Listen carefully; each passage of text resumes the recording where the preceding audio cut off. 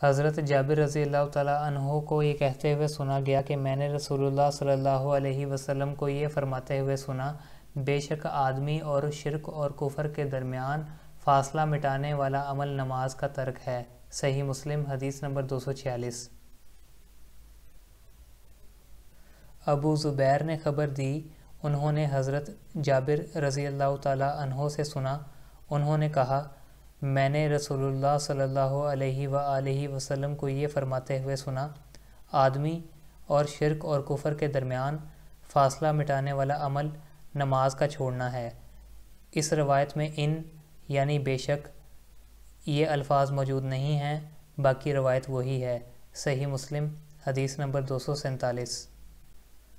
حضرت ابو ہریرہ رضی اللہ تعالیٰ عنہ سے روایت ہے، انہوں نے کہا کہ رسول اللہ صلی اللہ علیہ وآلہ وسلم سے پوچھا گیا کون سا عمل سب سے افضل ہے؟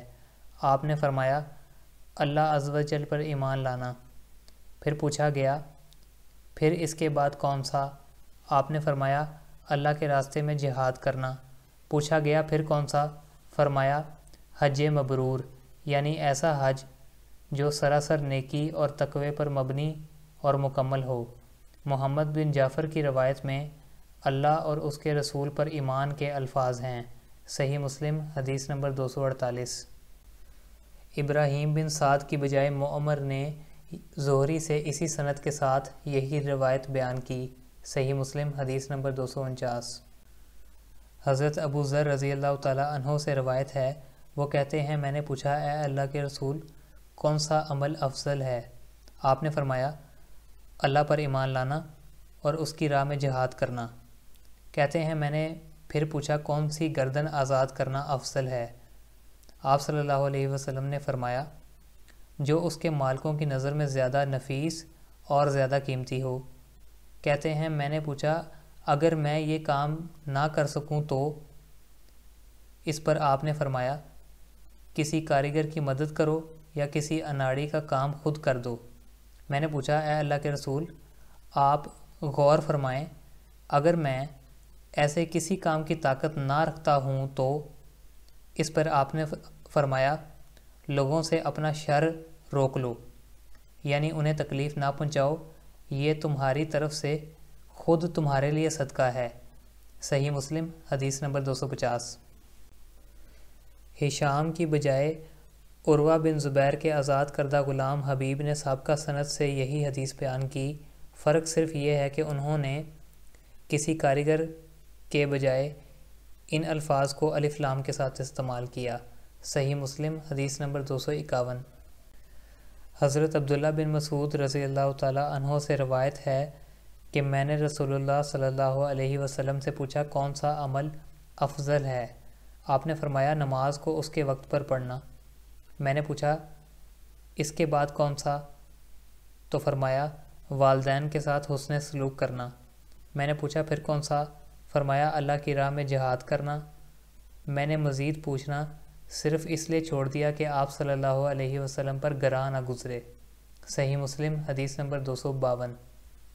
حضرت عبداللہ بن مسعود رضی اللہ تعالیٰ عنہ سے روایت کی، انہوں نے کہا میں نے پوچھا اے اللہ کے نبی صلی اللہ علیہ وآلہ وسلم کون سا عمل جنت سے زیادہ قریب کر دیتا ہے؟ فرمایا نمازیں اپنے اپنے اوقات پر پڑھنا۔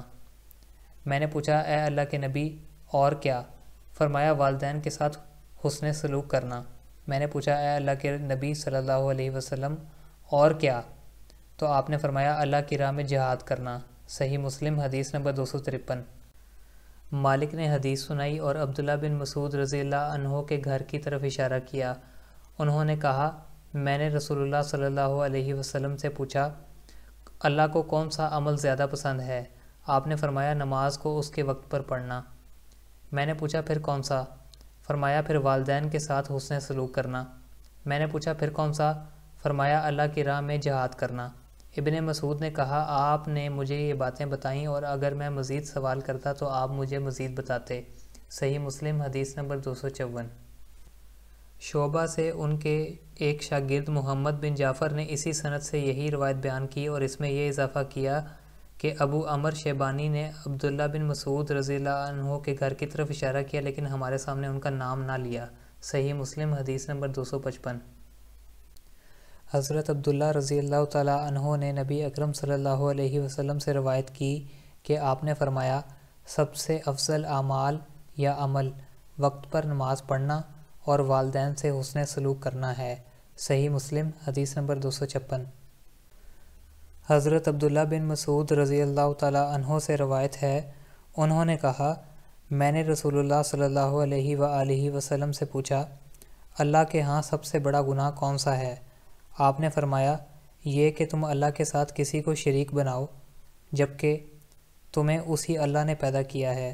میں نے عرض کی، واقعی ہی یہ بہت بڑا گناہ ہے۔ پھر کہتے ہیں، میں نے پوچھا پھر کون سا؟ تو آپ نے فرمایا، یہ کہ تم اس ڈر سے اپنے بچے کو قتل کرو کہ وہ تمہارے ساتھ کھائے گا۔ پھر کہتے ہیں، میں نے پوچھا پھر کون سا؟ فرمایا، پھر یہ کہ اپنے پڑوسی کی بیوی کے ساتھ زنا کرو۔ صحیح مسلم حدیث نمبر 257۔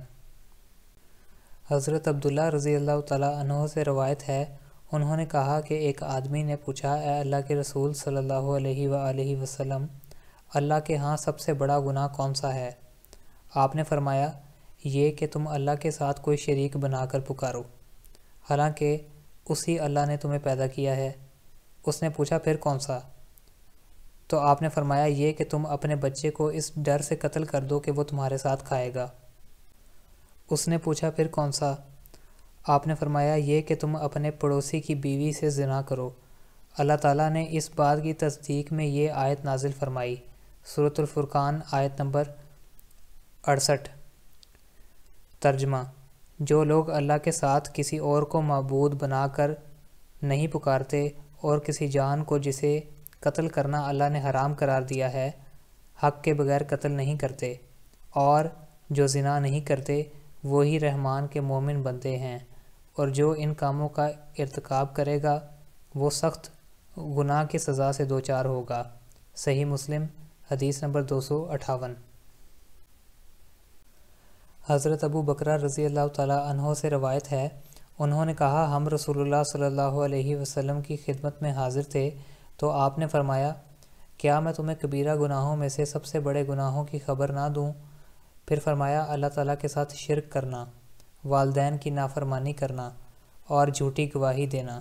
رسول اللہ صلی اللہ علیہ وسلم پہلے ٹیک لگا کر بیٹھے ہوئے تھے، پھر آپ سیدھے ہو کر بیٹھ گئے اور اس بات کو دہراتے رہے حتیٰ کہ ہم نے دل میں کہا، کاش آپ مزید نہ دہرائیں۔ صحیح مسلم حدیث نمبر 259۔ عبید اللہ بن ابی بکر نے حضرت انس رضی اللہ تعالیٰ عنہ سے اور انہوں نے نبی صلی اللہ علیہ وسلم سے کبیرہ گناہوں کے بارے میں خبر دی۔ آپ نے فرمایا، اللہ کے ساتھ شرک کرنا، والدین کی نافرمانی کرنا، کسی جان کو ناحق قتل کرنا اور جھوٹ بولنا۔ صحیح مسلم حدیث نمبر 260۔ حضرت انس بن مالک رضی اللہ تعالیٰ عنہ سے سنا، انہوں نے کہا کہ رسول اللہ صلی اللہ علیہ وآلہ وسلم نے بڑے بڑے گناہوں کا تذکرہ فرمایا تو آپ نے فرمایا، اللہ کے ساتھ شرک کرنا، کسی کو ناحق قتل کرنا اور والدین کی نافرمانی کرنا۔ پھر آپ نے فرمایا، کیا میں تمہیں کبیرہ گناہوں میں سے بڑا گناہ نہ بتا دوں؟ تو فرمایا، جھوٹ بولنا۔ صحیح مسلم حدیث نمبر 261۔ حضرت ابو ہریرہ رضی اللہ تعالیٰ عنہ سے روایت ہے کہ رسول اللہ صلی اللہ علیہ وآلہ وسلم نے فرمایا، 7 تباہ کن گناہوں سے بچو۔ پوچھا گیا، اے اللہ کے رسول، وہ کون سے ہیں؟ فرمایا، اللہ کے ساتھ شرک، جادو، جس جان کا قتل اللہ نے حرام ٹھہرایا ہے اسے ناحق قتل کرنا، یتیم کا مال کھانا، سود کھانا، لڑائی کے دن دشمن کو پشت دکھانا، اور پاک دامن بے خبر مومن عورتوں پر الزام تراشی کرنا۔ صحیح مسلم حدیث نمبر 262۔ حضرت عبداللہ بن عمر بن عاص سے روایت ہے کہ رسول اللہ صلی اللہ علیہ وسلم نے فرمایا، آدمی کا اپنے والدین کو گالی دینا کبیرہ گناہوں میں سے ہے۔ صحابہ کہنے لگے، اے اللہ کے رسول صلی اللہ علیہ وسلم، کیا کوئی آدمی اپنے والدین کو گالی دیتا ہے؟ فرمایا، ہاں، انسان کسی کے باپ کو گالی دیتا ہے تو وہ اس کے باپ کو گالی دیتا ہے، اور جب یہ کسی کی ماں کو گالی دیتا ہے تو وہ اس کی ماں کو گالی دیتا ہے۔ صحیح مسلم حدیث نمبر 263۔ شعبہ اور سفیان نے بھی سعد بن ابراہیم سے اسی سند کے ساتھ اسی طرح حدیث بیان کی۔ صحیح مسلم حدیث نمبر 264۔